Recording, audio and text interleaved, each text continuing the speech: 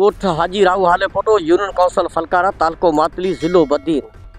ही जेका पोयां तव्हांखे बिल्डिंग ॾेखारियूं पिया इहा 1985 में मोहम्मद ख़ान जून जो जॾहिं वज़ीर आज़म हो उन टाइम में इहा जोड़ाई वई। उन खां पोइ ही गर्ल्स प्राइमरी स्कूल जेको सो हिन ते हिकु आनूब एजुकेशन वर्क्स खाते जे अख़्तियारनि कोन कयो, जंहिंजे करे ही तबाही ऐं बर्बादी जे किनारे ते पहुची वई आहे। लेकिन ही बिल्डिंग मरामत जे लाइक़ बि आहे। जेकर मरामत बि कराई वञे त हिन में केतिरियूं ई जेके नियाणियूं आहिनि हिन ॻोठ जूं वरी बि पंहिंजो तदरीसी अमल जारी रखी सघनि थियूं।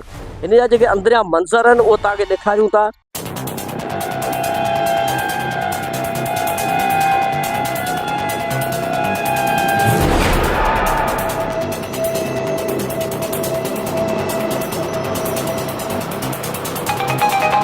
जेको मथियों विरांडो तव्हां ॾिसो पिया, इहो हाणे इन हालत जे हवाले सां न मासूम नियाणियूं हिते पढ़ी सघंदियूं। ऐं जेको हीअ आहे तव्हांखे पुठियों ॿियो विरांडे जो हिसो ॾेखारियां त हीअ बि विरांडे जी हालत पोज़ीशन जरी लॻी पई आहे। चापेड़ जेके आहिनि से तव्हां ॾिसो त किरनि पिया ऐं स्कूल में तदरीसी अमल कंहिं बि सूरत में हिन में हली नथो सघे। रूमनि जी बि हालत तमामु माना जरी आहे। दरियूं दरवाज़ा बिल्कुलु आहिनि ई कोन।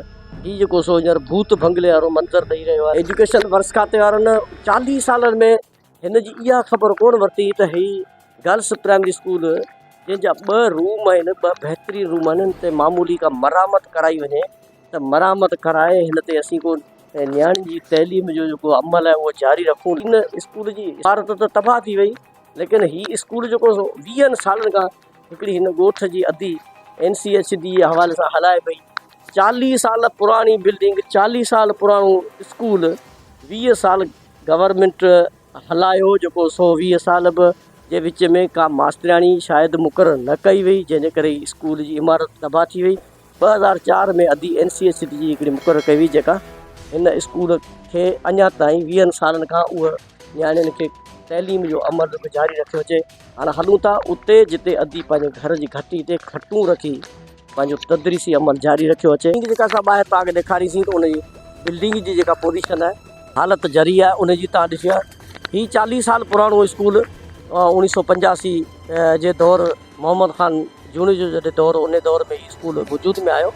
वजूद हुअण खां पोइ हेसीं ताईं हिते जे डिस्ट्रिक्ट गवर्नमेंट बदीन जे एजुकेशन खाते जे तदरीसी अमल वारनि हवाले सां कंहिं बि क़िस्म जी हेॾां ध्यानु न ॾियण जे करे हिते जूं ऐं हिन ॻोठ ई ॻुथियल आबादी जो ॻोठ आहे, तमामु वॾो ॻोठ आहे, लेकिन हींअर 50 खां वधीक हिते नियाणियूं अॼु बि हिन स्कूल में 2004 खां जॾहिं NCHD जो स्कूल खुलियो ऐं हिकिड़ी अधी हिते मुक़ररु कई हुई, उहा 2004 खां जेका पढ़ाए पई उहा ई पढ़ाए पई। उन खां पोइ हिन स्कूल 1985 खां वठी हेसीं ताईं 40 सालनि में एजुकेशन वर्क्स खाते वारनि इहा ख़बर वरिती त 1985 में का हिन स्कूल में बिल्डिंग बि ठहियलु आहे, या हिन स्कूल ते असांखे ध्यानु बि ॾियणो आहे।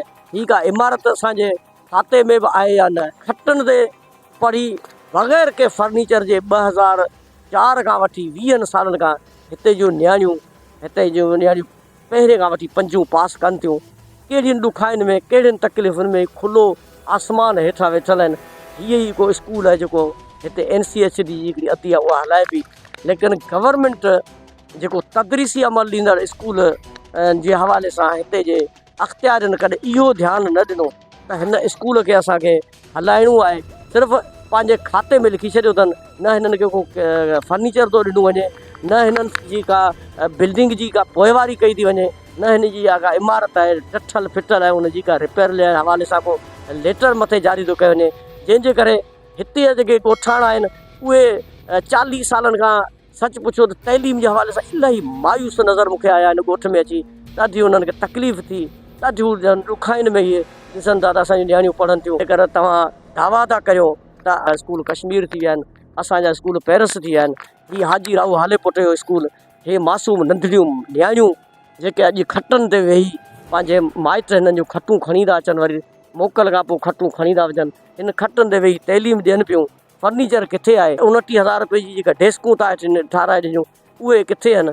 उहे जेके पलंगनि जूं ॻाल्हियूं, उहे जेके रोशनियुनि जूं ॻाल्हियूं, उहे जेके टाइल ऐं मार्बल वारियूं जेके ॻाल्हियूं आहिनि, उहे तव्हांजो सफ़ा हिन स्कूल खे ॾिसी सच पुछो त निश्त ई नाबूद थी थियूं वञनि। NCHD जो 2004 में इहो स्कूल खुलियो आहे हिते असांजी अदड़ी ॻोठ जी आहे। ऐं आला मोहम्मद अशरफ जी नियाणी उहा नियाणियुनि खे पढ़ाए थी।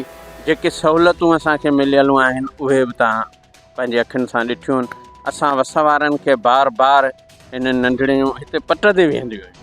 हालांकि हाणे ॾिसो न, हीअ घर जी घटी आहे। हीअं स्कूल तव्हांखे सिंध में किथे बि हलंदे नज़र कोन ईंदा। हिकिड़ो त आम चवणी आहे त बसि सिंध जो माण्हू तइलीम खां परे आहे। अब जेकॾहिं तइलीम खां परे आहे त कंहिंखे लाचार पंहिंजे घर जूं खटूं खणी पंहिंजे घर जे घटनि ते ॻोठ जे नियाणियुनि खे केरु वेही पढ़ाए।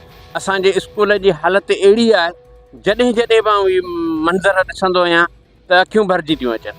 ॻोठ में बिल्डिंग आहे, उनखे रिपेयर करे हिन नियाणियुनि जी तइलीम जे लाइ उनखे चौदीवारी ॾियारी वञे। उन में बाथरूम जो सिस्टम हुजे। नियाणियुनि जी तइलीम आहे जीअं दुनिया में नियाणियुनि जे स्कूल जेके घरलसी स्कूल ठहंदा आहिनि, जिन में तदरीसी अमल थींदो आहे, बाक़ाइदे उन हिसाब सां असांखे उहा स्कूल ॾिनो वञे। मुतालबो कंदासीं त इन सां गॾोगॾु असांखे असांजे स्कूल जे लाइ हिकिड़ी गवर्नमेंट टीचर बि ॾिनी वञे। अपील था करियूं वस वारनि खे त ख़ुदारा घरलसी स्कूल ॻोठ हाजीराव हालेपुटो जे नियाणियुनि जे तइलीम जे तरफ़ ध्यानु ॾियनि ऐं असांजे हिननि दाहुनि जो को तदारक कनि। हिते जूं सभई नियाणियूं अञा बि घरनि में वेठियूं आहिनि ऐं उहे जहालतनि वारी जेका अंधेरो आहे उन जी जेको चादर ओझो अञा ताईं वेठियूं आहिनि। हिते जे ॻोठाणनि इहो मुतालबो कयो आहे त ख़ुदारा ॻोठ हाजीराव हालेपुटो जो जेको ॻोठ आहे, इन में गर्ल्स प्राइमरी स्कूल आहे, इन ते ध्यानु ॾेई हिन जी हिकिड़ी नंढड़ी बिल्डिंग असांखे अदाए ॾिनी वञे। हिते इमारत ठाराए ॾिनी वञे। हिते मास्तरानी का मुक़ररु करे ॾिनी वञे। हिते फर्नीचर ॾिनो वञे जीअं त हिते जूं नियाणियूं जेके आहिनि से पंहिंजो तदरीसी अमल सही तरह पढ़ी सघनि। कैमरामैन टीम सां गॾु हसन पंवर, मातली।